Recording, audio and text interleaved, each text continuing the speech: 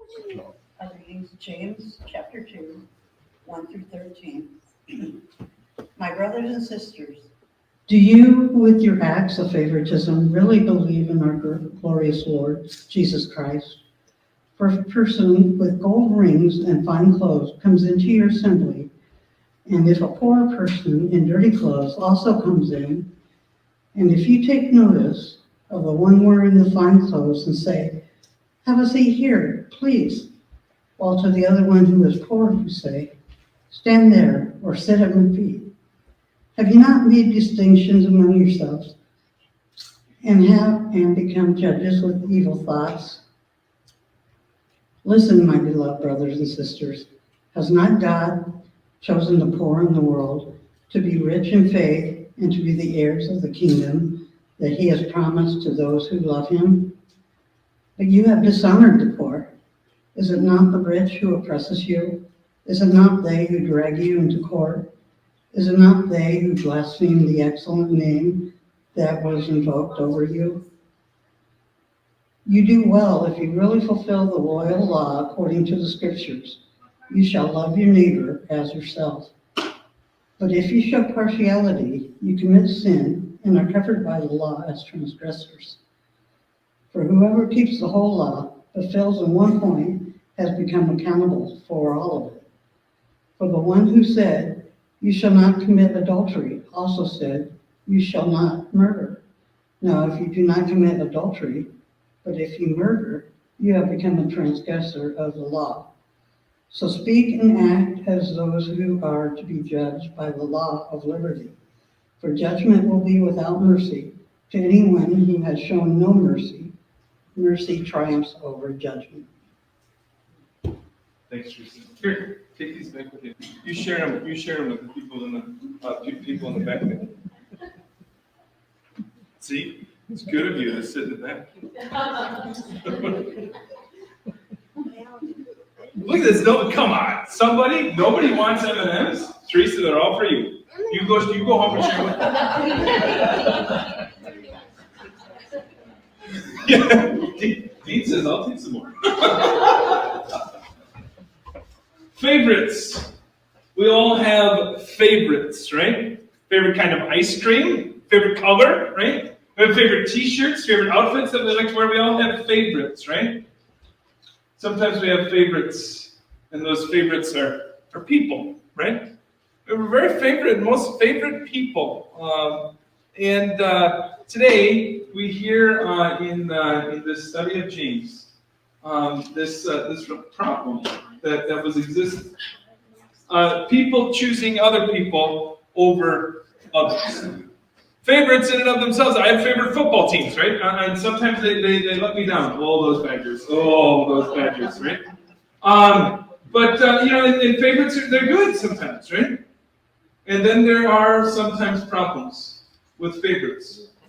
Favorites when they lead to or when they show exclusivity. Let's say only this person over everyone else. Today, the next slide there, Gene. Today, our theme, we're in week 5 now of this James series. And remember, we're going to read through the book of James all the way through November. Just thinking about neighborly love and how that brings about the glory of Christ. How neighborly love, loving our neighbors as ourselves, how that brings about the glory of Christ. In our home right now, we have 3 dogs. I have a picture of 2 of them in the screens. It's always good to show pictures of dogs. I think. Right now we have 3 dogs. We have a Foster. That's the black one on the. Let me see. That's the right side of the screen. We've been fostering dogs all through the pandemic, and this is a real fun one. I don't know what its name. We've had so many foster dogs. Maybe it doesn't have a name yet. That's okay. We have this black one on the right, and on the left side is a picture of our dog Solo. Now Solo was a foster dog. The problem with this foster dog is that this foster dog failed to get adopted. What that means is that the foster parents check that. The foster daughter really loved that particular foster dog, and that foster dog failed to get adopted. That means that it's staying in our house forever. Like we said, yeah, we'll keep it forever. We have another dog at our house, Randall, who is 4 years old or so now, and he didn't even make it in the screens. In some sense, Randall has been, in some sense, replaced. I hope that he doesn't listen to this sermon series, or I hope that he doesn't listen to this sermon. Randall, our other dog, we've had him for 4 or 5 years, and because these two other ones, they're new, they're cute, they're fun, they're cuddly, right? Sometimes we perhaps have overlooked this other dog who we love and we care for. It's not that we've abandoned this other dog, but there's this new thing, and because there's this new thing, sometimes we forget about the old thing, and well, shoot, that's a problem. Randall often, and I can tell this, Randall, the other dog, because I have a picture of him, they didn't have a picture of him. I didn't even have a picture of him. He does, he feels left out sometimes, right? It's good to have favorites. I mean, I love pralines and pecan ice cream. That's my favorite kind of ice cream. If somebody told me that I had to have banana, gluten-free, dairy-free ice cream, I would say, no, I want pralines and cream ice cream, right? We have preferences, right? But when one leads to leaving out the other, well, that sometimes that becomes an issue, and that becomes a problem. You know, this is scriptural. The idea of God leaving one in order to welcome the one who perhaps was lost. Let me read for you, and maybe you remember this text. It's from Luke chapter 15. Tell me if you've heard. Not yet. I'm not there yet. Tell me if you've heard this text before. Jesus tells tax collectors and sinners who are coming near to him. He tells a parable to the Pharisees and to the scribes. So he says this in Luke chapter 15. This is verse 4 and following. Which one of you, having 100 sheep and losing one of them, does not leave the 99 in the wilderness and go after the one that is lost until he finds it? And when he has found it, lays it on his shoulders and rejoices. And when he comes home, he calls together his friends and his neighbors, saying to them, rejoice with me, for I have found my sheep that was lost. Just so I tell you, there will be more joy in heaven over one sinner who repents than over 99 righteous persons who need no repentance. Jesus tells us, have you heard that parable before? I hope some of you, right? You recognize this parable of Jesus leaving 99 and going after one that's lost? Jesus tells this parable, and it's an awfully famous parable, to remind us that everyone matters. It's not to say that the 99 don't matter, but the 99, they're safe, they're secure, they're where they're supposed to be. And this other one that gets lost, the shepherd goes and searches and finds, and maybe even risks the shepherd's life to go and find the one that got lost. To say that one person matters. And if anything, if we could teach our middle and high school students this message, this promise that they matter, because I know over and over and over again, often in middle and high school, that's just kind of how it works, right? There's these cliques that evolve, right? And we kind of say, well, I belong to this group, and I belong to this group, and all of a sudden there's all this kind of jockeying that says, well, I fit in here, and I fit in here, and we start to do things so that we can fit in with certain groups of people, right? And often that leads to certain other people feeling left out, right? Like they don't have a place, like they don't matter. And one of the things that this parable in Luke chapter 15 teaches us is that God says to us, you matter. Of course, if I remember anything, that's not just a middle and high school problem, right? This idea that one person matters over the other, and this kind of jockeying and this kind of behavior that we do. We say, I'm going to fit in here, or I'm going to do this, and I'm going to join this group so that I can fit in over here, and then I'm going to join another group so that I can fit over here. And sometimes that leads to a feeling like we don't matter. This is a problem that was occurring in these churches that are dispersed around Jerusalem that James is writing to. Where there were people of like really important status who would walk into the assembly, like they'd walk through that door right there. They said, whoa, that person's really, really important, right? And then what often that meant is that it felt like the other people didn't matter. Like they weren't important. Like those other people, they didn't matter. Now James uses the analogy of rich people and poor people, right? People with rings on their fingers. There was a whole industry of wearing rings to kind of show authority, but also to show your financial status. It wasn't a logo that we wore on a polo shirt or anything. It was the number of rings that you had on your fingers. And so these people walked in and they had rings all over their fingers. They had rings up and down every finger on their hands. And people would look at them and say, whoa, that person, they're really, really important. And they say, come and sit here. We have this really nice space for you, right? And then, perhaps, there was somebody who would come in and they didn't have any rings on their fingers at all. Their hair was disheveled, and maybe they stunk a little bit because they couldn't get a bath that week or that month, maybe. In their clothes, they were torn, and people would say, "You really, really poor person, please sit here." And you poor person, why don't you go stand over there in the corner so that you don't disrupt our assembly. And James is writing to this group, and he says, you with your acts of favoritism, which really meant we were excluding one group over another group. Do you really think that you're honoring God?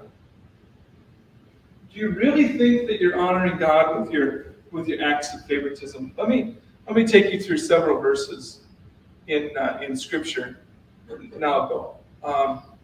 That talk about Jesus showing no partiality. Okay? Luke chapter 20 says this. They asked him, "Teacher, we know that you are right in what you say and what you teach, and you show no deference to no one. You show difference to no one. Excuse me, but you teach the way of God in accordance to truth." That's to say that Jesus didn't show any deference to anyone. Like, rich person, poor person, right? You matter as you are. Or Mark chapter 12 says this. They came and said to him, "Teacher, we know that you are sincere, and you show deference to no one, for you do not regard people with partiality, but you teach the way of God in accordance with truth." And then they say, "Is it lawful to pay tax to the emperor or not?" But the idea is to say you do not regard people with partiality. You're a rich person. You're a poor person. You're this kind of person. You're that kind of person. You're a person. Or Matthew chapter 22 says this. So when they sent their disciples to him along with the Herodians, saying, "Teacher, we know that you are sincere and that you teach the way of God in accordance with the truth, and show difference to no one, for you do not regard people with partiality." Or Acts chapter 10 says this. Peter began to speak to them, "Truly, I understand that God shows no partiality. Or Paul writes this in Romans chapter 2, for God shows no partiality. This is a really, really important person. This is a person who isn't so important. God shows no partiality. Or Ephesians chapter 6, masters do the same to them. Stop threatening them, for you know that both of you have the same master in heaven, and with him there is no partiality. Or Colossians chapter 3, for the wrongdoer will be paid back for whatever wrong has been done, and there is no partiality. Malachi chapter 2 says this, and so I make you despised and abased before all the people, inasmuch as you have not kept my ways, but have shown partiality in your instruction. Malachi takes a different tack to say, you have shown partiality. You're treating some people better than others. You're not treating others as well as you're treating others. You have shown partiality. And what does Malachi say? You have despised and abased. You make you despised and abased before all people. Or Leviticus says this, you shall not render any unjust judgment. You shall not be partial to the poor or defer to the great, but with justice you should judge your neighbor.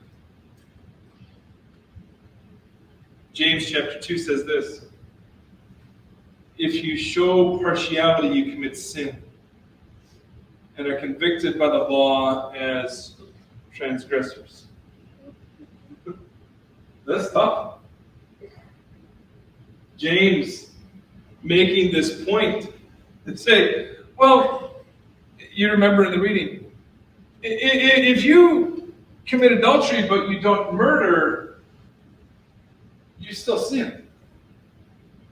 Or the other way around, if you kill somebody but you don't commit adultery, you're still in the wrong. And then raises this idea of partiality. To say you're playing favorites out there. You're treating some people like they matter and other people like they don't matter. And what he's saying is, knock it off. Stop it. Stop treating some people like they're more important than others. If there is any lesson I wish we could teach to our middle and high school students, check that. If there's any lesson I wish we could teach to all y'all, is that you matter. You matter. Young and old alike, you matter. Starter on the football team or stuck on JV, you matter. Walk in adorned with all kinds of rings on your finger or not, you matter. We've been fostering these dogs at our house. There's one of them, we don't even know the name yet. And this puppy, the black one on the right side, doesn't know the rules of the house very well. And if you notice, that puppy is, well, it was until I woke it up, I was taking a nap on the couch. Dogs don't normally go on the couch, except this puppy has found a place, I think, at least right now, where he's welcome and he's loved, and he's, because he's welcomed and because he's loved, he's perhaps a little bit more bold, right? Jumps right up on the couch. I'm gonna sleep here. This is where I'm gonna take a nap. Normally we would say, no. You don't belong here. You don't fit here. You shouldn't be here, right? But that dog is loved as he is. She is. She. What kind of dog it is? We're fostering it just for a couple more weeks. Just for a couple more weeks. I pray just for a couple more weeks. You see, James says, you, whether you're rich or you're poor, those are the two distinctions that James is making. Whether you're rich or whether you're poor, you live under the law of liberty. Live under the law of liberty. That's important. You know what that means? If there were any lesson I wish we could teach to our middle and high school, no, check that. To you and me, is that you matter. You matter as you are. You belong in the kingdom of God. And God says to you and to me and the richest person in Norwalk and the poorest person in Norwalk, you belong. Come on up here on the couch. Take a nap. I'm glad you're here. You matter. You matter. You matter. Now, James says this,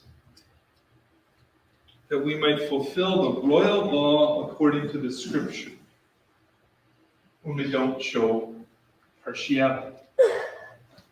When we don't show partiality, we fulfill what James calls the royal law according to the scripture. Do you remember what that royal law is? Teresa just read it. Love your neighbor as yourself. Love your neighbor as yourself.